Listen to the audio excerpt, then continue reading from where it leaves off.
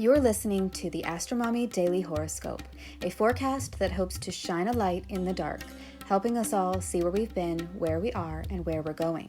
Whether you're a first-time listener or a long-time subscriber, thanks for being here. I truly appreciate you being in the AstroMommy community. I hope you enjoyed today's horoscope and card reading. If you would like to support the AstroMommy newsletter, there are several ways to do so. Subscribe on Substack, share it with a friend, schedule a reading, check out my family's Etsy shop, Metaphysical Flamingo, or just leave a tip. Without further ado, here is the Daily Horoscope.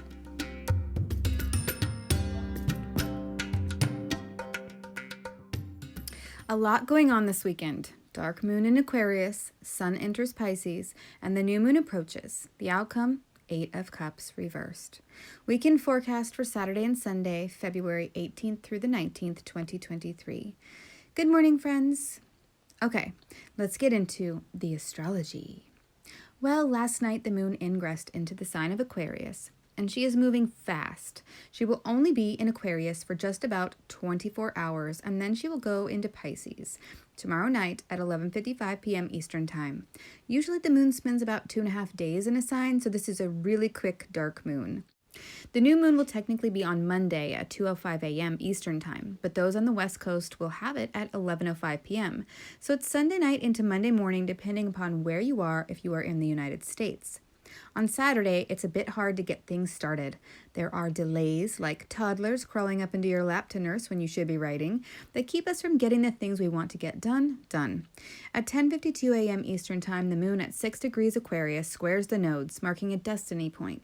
This indicates that something important is going down, and the manifestation of it will be felt down the road. We may look back on today and realize in hindsight what the significant thing was.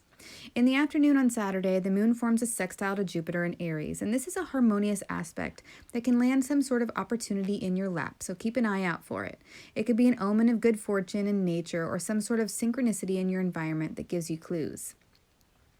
At 5:34 p.m. Eastern Time, the sun ingresses into the sign of Pisces, and the moon conjoins Mercury in Aquarius. This could very well mark a time when messages are received, a text is sent, or some sort of announcement is made that clues us in somehow. The sun in Pisces is a season where the end of winter is upon us. We are starting to feel the weather change as the spring equinox approaches.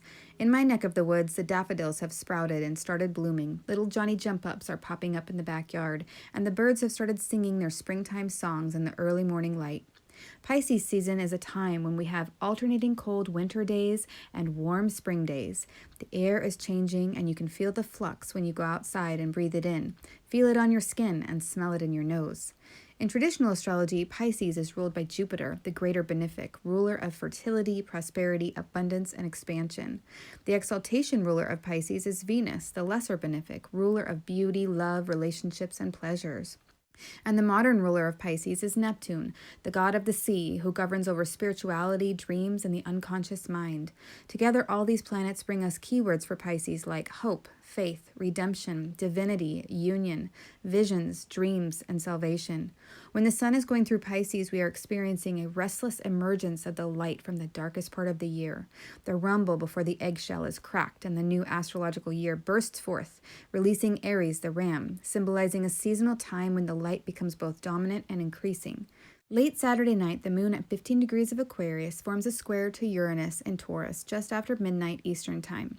This could be a shock or a jolt or some sort of upheaval that drives you into action. It feels like Spanish-style bullfighting when the trumpet sounds, startling everyone. Then, at 1 a.m., the moon trines Mars in Gemini, and here comes the fiery snorting bull our way, running fast and charging forth. Throughout the day on Sunday, there could be a bit of uneasiness as the moon approaches her conjunction with Saturn, which will perfect at 8:59 p.m. Eastern Time. This combo can bring up feelings of isolation, loneliness, and abandonment. It's not an easy transit, and I've noticed that people feel a lot of serious feelings every month when the moon meets up with Saturn. This is a dark moon, a balsamic moon, and so this could be even more edgy than normal. When the moon gets to Saturn, Saturn may be expecting to collect on some sort of debt, and it could be really intense as this transaction is exchanged. The balsamic moon is about letting go, purging, and releasing old patterns, possessions, and feelings, and in order for the moon to pass, Saturn needs to be paid. It's a heavy toll and may weigh us down emotionally, so be aware that the energy could feel very heavy Sunday night. The moon then ingresses into the sign of Pisces at 11:55 p.m. Eastern Time on Sunday night, just 2 hours before the new moon. The new moon will be at 2:05 a.m. at 1 degrees Pisces, 22 minutes. We will be talking about this on Monday as well, but here is a chart of the exact new moon below. You can see the sun and the moon together at the bottom of the chart, with Saturn just off to the left, separated by the sign barrier, but very, very close.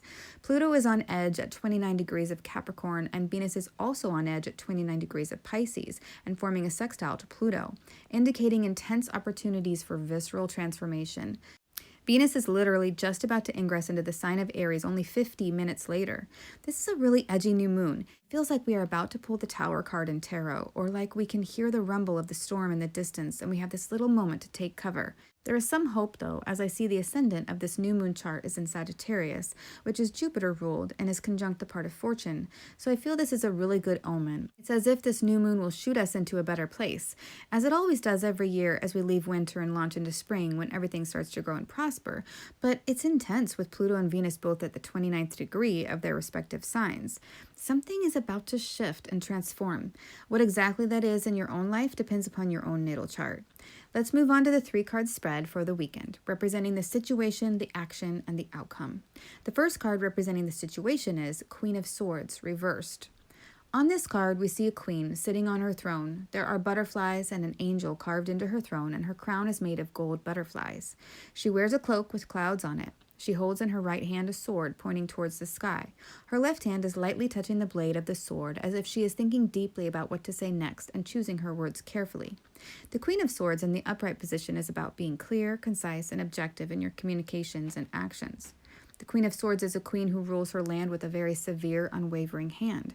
She isn't someone to mess with or go against her laws with the intention of asking for forgiveness, for she won't grant you any. In the reverse position, and as the card for the situation, I think this is a reminder to soften our speech. People may be more easily triggered or have very thin skin during this dark moon weekend, so I feel this is indicating that we need to speak from the heart, softly and with kindness, love, and compassion. The second card representing the action is 3 of Wands, reversed. On this card, we see a man in robes holding a sprouted wand in his right hand with 2 more standing around him. The man's back is turned away from us as he is looking out toward the distant mountains. The wind is blowing in his hair and wildflowers grow at his feet. In the distance, there are boats on the water, their sails full from the wind, indicating change is on the horizon. In the upright position, the 3 of Wands is representing something in your life that is underway and the journey has just begun. The man is ready to travel and he can see what lies ahead of him. He can see what parts of the terrain will be easy and which parts will be more challenging and plan accordingly. There are many opportunities and he is ready to accept one, or maybe already has. In the reverse position, and as the card representing the action, it means that although there are many opportunities available, you are choosing to stay put and not venture out into the unknown. Funny, the card for the action is a card of inaction. Maybe you are having doubts about the correct or most prosperous action to take. Maybe you don't feel the enthusiasm that you thought you would feel at this stage in the process, or like the winds of change just haven't filled your sails yet. The 3 of Wands is a reminder that whatever setbacks or delays we may be experiencing right now, they are part of the journey, part of our personal development and growth. These delays may be there to inspire you to think more precisely about something, using the Queen of Swords to be more objective and less impulsive. And the third card representing the outcome is 8 of Cups, reversed. On this card, we see a person in a red cloak walking away from 8 cups on the side of a stream. There is a solar eclipse happening in the background, representing an intense new beginning. In the upright position, this card is about giving everything to others and feeling like you do not have anything left emotionally to nurture yourself. It can bring up feelings of depression, gloominess, and lethargy because we are so tired of carrying all this emotional stuff. We may leave the situation that we find so draining. In the reverse position, this card is still about feeling drained emotionally, but it's also about feeling sorry for yourself, and it represents needing to make an emotional change in order to see a new outcome. As the outcome card, I feel this represents speaking up about your real feelings and needs. Instead of giving up and running away from a situation, I feel this card may indicate writing a new emotional response into your subconscious programming on purpose. It's like if we become aware of a certain default response that isn't producing the outcomes that we want or need, it's time to make a change to that response. The cups represent emotions and boundaries, and so I think this card is indicating that the outcome will be new emotional boundaries that are different than they were previously. To recap, We need to be objective, but softer in the way we communicate. And the action is to think it through further before taking action. And the outcome is to not run away, but to set new boundaries and rewrite your emotional response. We can't keep carrying burdens for other people, but the answer isn't to flee, but to practice healthy boundaries. I would love to know what you get from the cards in this reading or how they pertain to your particular situation. I hope this is helpful. Have a wonderful weekend. Until Monday, AstroMommy. Thank you for reading or listening to the Weekend Horoscope. Quick links and resources can be found at the bottom of the newsletter. Today's cards were pulled from the Golden Art Nouveau Tarot, available on Amazon. If you purchase anything through the affiliate links that I provide in the newsletters, I'll make a small commission, but there are no additional costs to you, and I'll share recommend things that I 100% believe in. Thanks for listening.